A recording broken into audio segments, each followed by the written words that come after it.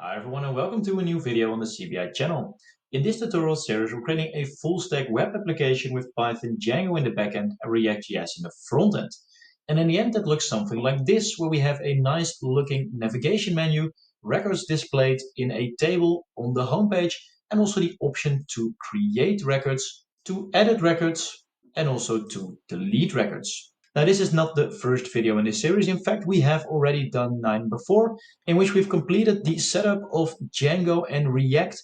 We focused on page navigation and navigation menus, and we already created APIs that bring backend data to the front end. And in the last video, we even make sure that we can submit data from the forms in our front end to our backend database. Now in this video we're going to continue and we're going to make sure that after we submit data to our backend, we have some additional functionality which can improve the experience of the user. And to do that, we're going to be adding form validation.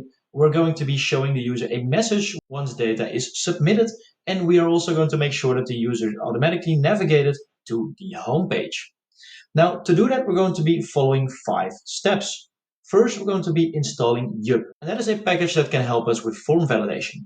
Then we're going to be adding Yup to our create page, and we're going to be creating some form validation rules that we can apply on our forms.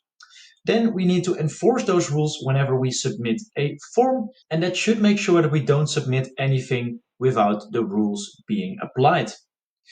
Next, we're going to be adding some functionality that shows the user a message whenever data has been submitted, and also the logic for navigating to the home page after a successful submission of data. Now, the first step is installing Yup. And the reason that we're using Yup for form validation is that's also what's being recommended in the Formic documentation. Because there we have a part on validation, and if we scroll down a little bit to the examples, you can see that we can use a validation schema with the help of Yup. And what that will do, it will allow us to create a constant with defining different rules for our different forms, and we can then later on apply those whenever we submit the data. Now the first step is to install Yup inside of our project. So we're going to be copying over this command of npm install Yup. Now inside of our code, we're going to be opening a new terminal, and we're going to be cding into our frontend folder. And in there we do the npm install of Yup. And the install is already complete. So now let's get started with creating some rules. The place where we want to do this is in the front end, and then in source, and then in our components, and then the create.jsx page, because that's where the forms currently live. Now we need to start by doing an import. So on the top, we're going to do an import of all as Yup from Yup. And that makes sure that we can use all of the services from Yup inside of this page. Now the next thing that we can do is we can go to the constant of Formic, and just above that we're going to be defining a constant called validation schema. And we're going to set that equal to Yup.object. And then we do some round brackets and then some square brackets. Now inside of this, we can actually form by form define what the rules should be. And you can see already right here that each of the forms has a name, and we can simply use that name to tag rules to that specific form. So for example, we can go to the name form that we have right here, which stores the club name. And we can define a rule that we always want the name to be filled in, and that we want the data type to be a string. So to do that, we define name, and in there we state that it is yup.string. And in there we can actually define the message that we want to see whenever it doesn't contain a string. So for example, we can say the name must be text. So whenever we would enter a number, it would actually provide this error message. Next, we also want this to be filled in always. So we can perhaps put string to the next row. And below that, we can say that it also needs to be required by doing dot required. And whenever it's not filled in and we try to submit a form, I want to see the message name is required. And this is quite an easy way to make sure that some of the rules are going to be enforced on the forms. Now we can also put some other rules in place for our other forms. So if we do a comma, we can provide some rules for the attendance. Now, in this case, we do yup again, but for the attendance, we would actually like to receive a number because it's about the number of people that are inside of a stadium. So we can say dot number and then state as the message that attendance must be a number. And also here we can say that it needs to be required. So we can only submit this data whenever attendance is present. And we can continue even further on. So one of the other nice examples that we can do for the characteristics. So I'm going to put in some rules for characteristic. And in there, we specify again, yup. Now, what we saw previously is that the data type of the characteristic is an array. So we do that array. And the reason for that is that we often submit multiple characteristics, and the default way to do that is in an array. Now, what I can also do is make this one required, but not by doing dot required, but we can actually say that we want to do a dot min, and then we do a 1, and then we can say as the text that we want them to select at least one option. So by using a minimum of 1, we basically force them to select one option. So you can also make this 2 if you want them to select 2 options. So by doing this, you are able to string together a whole lot of rules that are being enforced on your forms. And if you want to know more validation rules or things you can apply, then you can go to the documentation from Formic, because in there it probably has a lot of different examples of how you can apply it. For example, a minimum number of characters and a maximum number of characters you can see over here, but also specific rules for emails. Now, what you just saw me do inside of this validation schema is put in some text that needs to be displayed whenever something goes wrong, so that the user has an indication of what is happening. However, our forms are currently not configured in the right way to display those error messages. Now, fixing that is actually quite easy. We can basically go to our forms folder, go to each of the forms that we have created, and add some additional parameters similarly to the last video. So what we need to add in this text form is something called error, which is going to be equal to error. And then we can add that as a parameter right here. And what this will do is whenever we encounter an error for the validation, it will make sure that the details of the form turn red, so that the user knows that there's an error coming. The next thing we can also specify is a helper text. And the helper text provides the message that we just saw inside of the validation rules. So, for example, for the create page, it will show at a certain point, whenever this is not a string, the name must be text. So we can also add some helper text parameter here. And let's also then add that to this form. Now we also need to do that for the select form, and that is going to be exactly the same. So we can just copy over the error and the helper text and place it underneath the existing parameters we already had. And then on the top, we just add error and also the helper text. And the same will go for the multi-select form. So we're just going to be copying this over and put it inside of the multi-select form as well.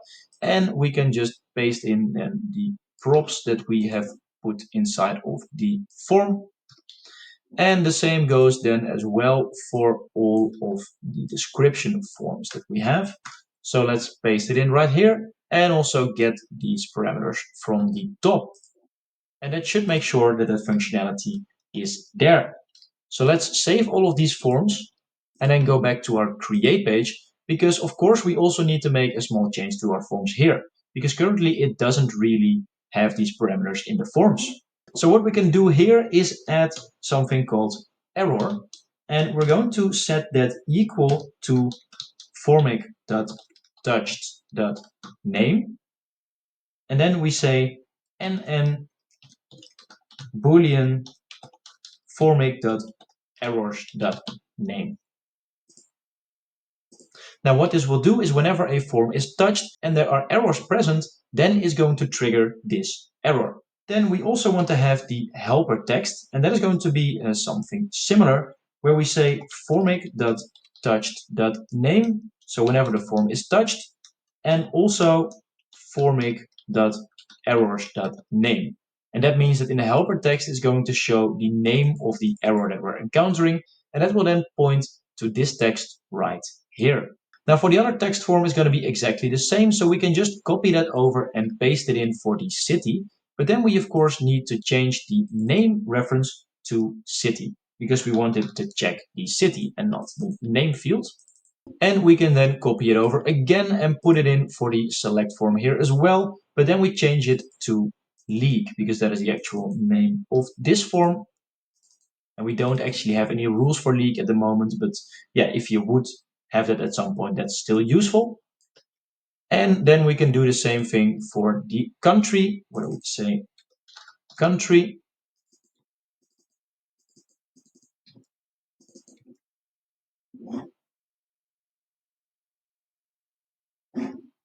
And the same goes for the attendance right here. So we can say attendance, and let's also do it everywhere. And we need to spell that right, because currently it's not okay. All right. And we can do the same thing again, a little bit repetitive, but we need to do it for all of our forms, otherwise it doesn't make any sense. So the last one will be the description.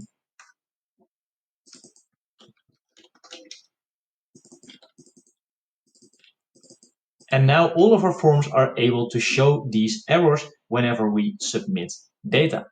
However, we have not actually connected our validation schema to our forming constant, and that will make sure that it actually applies it on our forms. So let's change that right now. Now actually this is really easy. We can just go to underneath the initial values and we can set the validation schema equal to the constant of validation schema.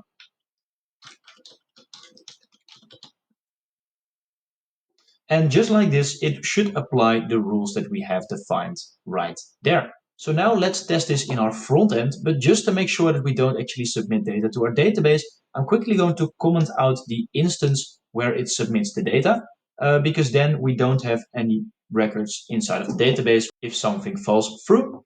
So we can go to the front end and do npm run dev to start the front end server.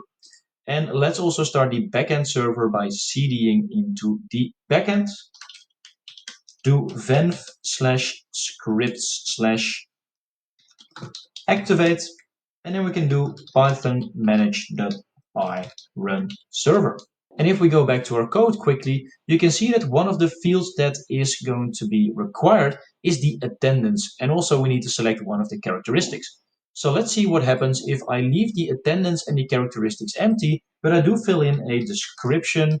And let's say that also pick a country and a city. And I try to submit this. You will now see that it displays the message of attendance is required underneath the attendance. Now, one thing that I notice is that the error text does not actually show for the characteristics form. And the reason for that is if we take a look at the documentation and we check out one of the examples of the error, you can see that wherever the error is mentioned, it actually has another tag in there called error. And that is inside of the form helper text underneath the select. So what we will do is I'm going to copy over the form helper text, and let's go to our multi-select form and then import it on the top. And what we can do is we can place this form helper text tag underneath the select box, and then we just place the prop of the helper text inside of the form helper text. And let's save that. And now if we try to submit the data, it shows select at least one option. So now it does display the text. However, you can see that the color is the same as before. It doesn't actually show the red color. Now changing this is actually really easy. All that we need to do is inside of the form helper text, we need to set error. And now when we return, you can see that the text here will turn into red. Now we can do exactly the same thing as this inside of our usual select form, so that it will also work there if that is ever a requirement. So we can just paste it exactly the same thing and make sure that helper text is available there. And actually, before we forget it, we also need to make sure that we import the form helper text to the select form, because otherwise we will encounter an error. Okay, so that now is working just fine. Now the next thing that I want to do is display a message right here whenever data has been submitted successfully, so that the user knows that data is being sent to the backend and that we will navigate to the home page shortly. Now the first thing that we're going to do to achieve that is inside of the forms, we're going to be adding a new file, and I'm going to call that message.jsx.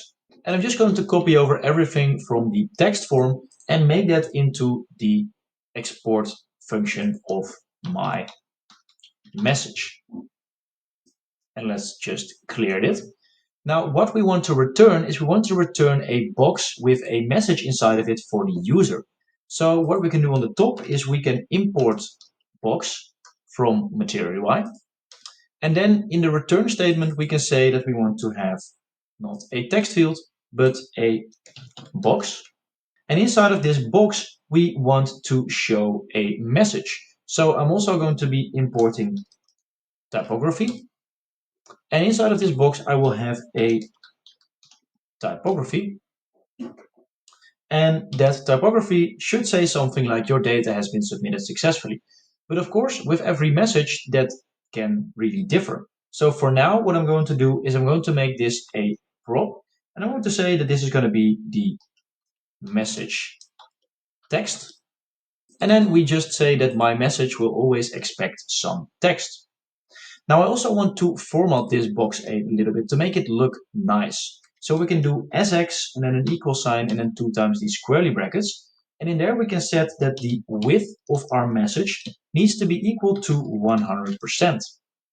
Now next to that, I would like the height to be around 30 pixels so that it has quite some height and the user can see it. And we can also say that I want the color of the text to be always white. Now, next to that, I want the margin on the bottom to be 20 pixels so that there's some room below the message. And also inside, I want some room, so I'm going to add some padding of 10 pixels. And as a last step, I want to add a display of flags. And that will make sure that when the page gets smaller, the box will also get a little bit smaller.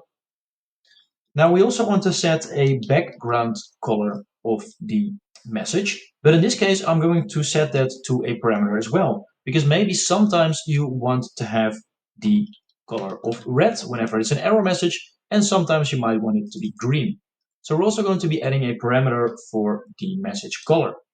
Now as a last step, I actually also want to add something called align items.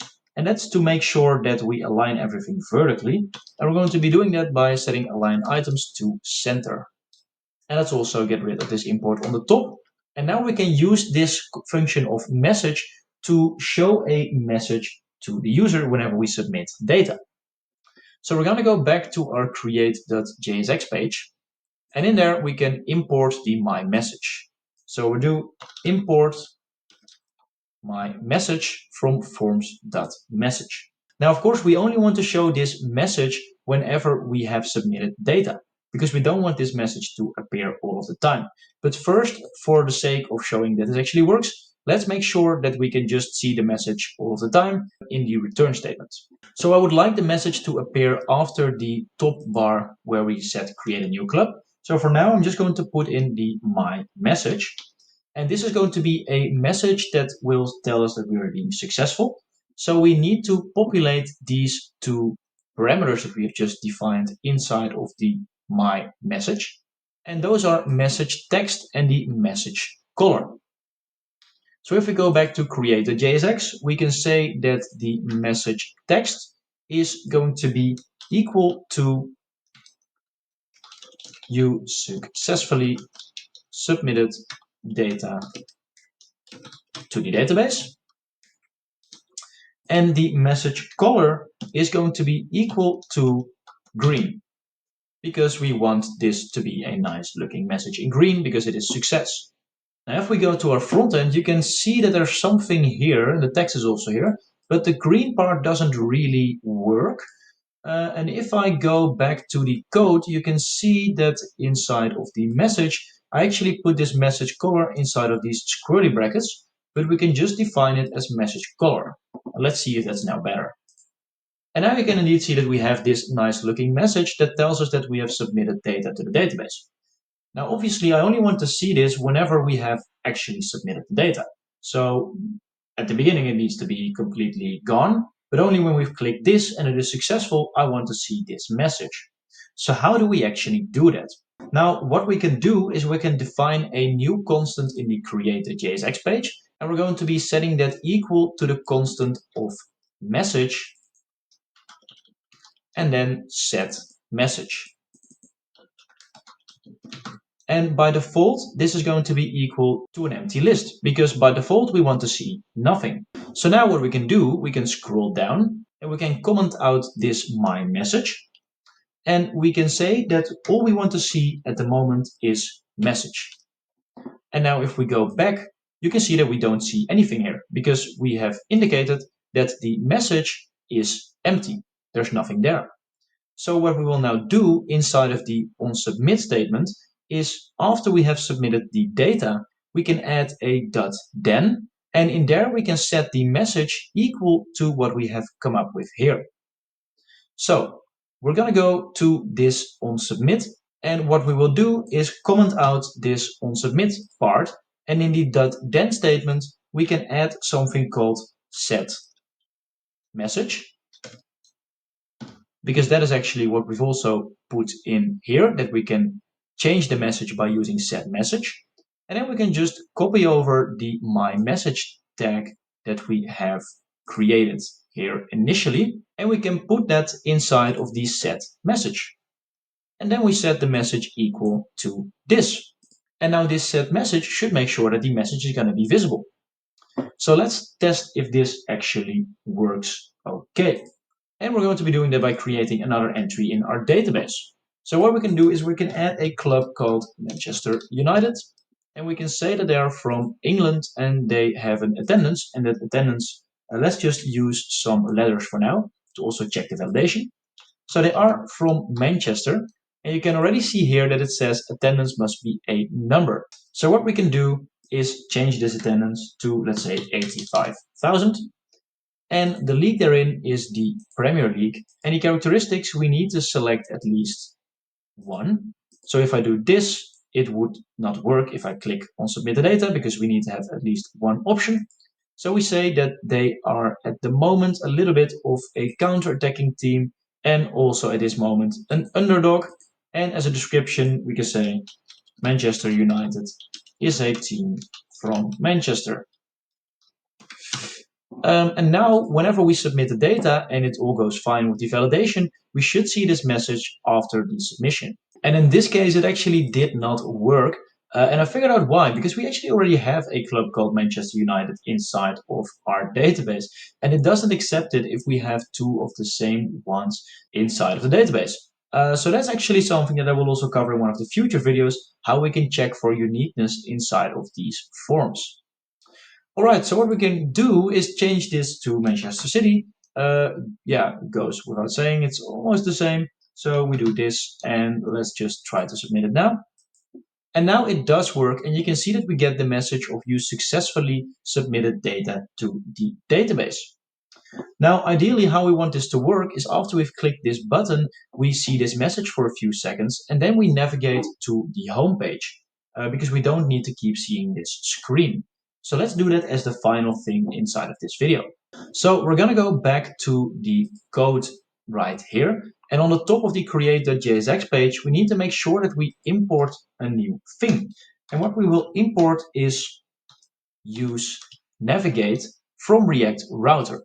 And that's going to make sure that we can navigate to different pages. Then on the top here, we can create a constant called navigate, and we can set that equal to use navigate. And now we can use the constant of navigate to go to different pages. So we're going to go down to the part where we submit the data, which is right here. So after we've done the submission, we log the data of successful data submission, and that one can actually go. So one of the first things we do is then set the message, but after the message, we want to wait a little bit, and then we want to navigate to the home page. So after set message, I can use something called set timeout.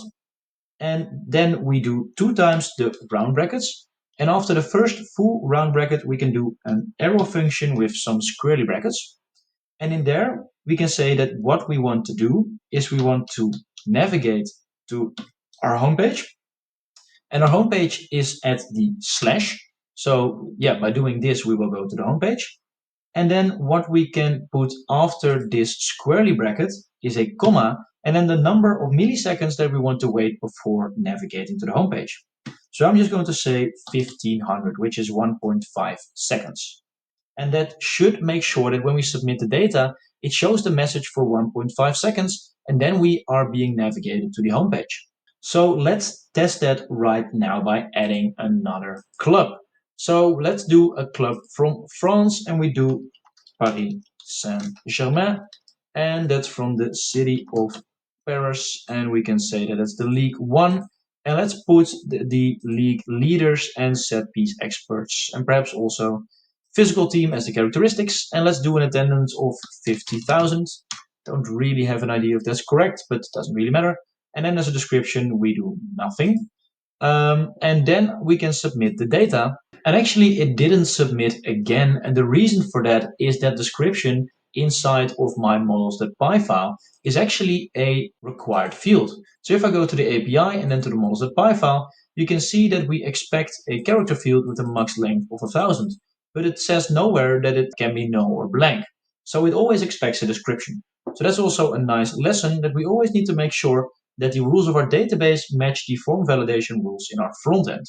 So for now, to not make that mistake again, let's go back to the create.jsx page and let's add some validation rules right here. We can just copy over the one for the name, but then we say for the description that it's also going to be absolutely required.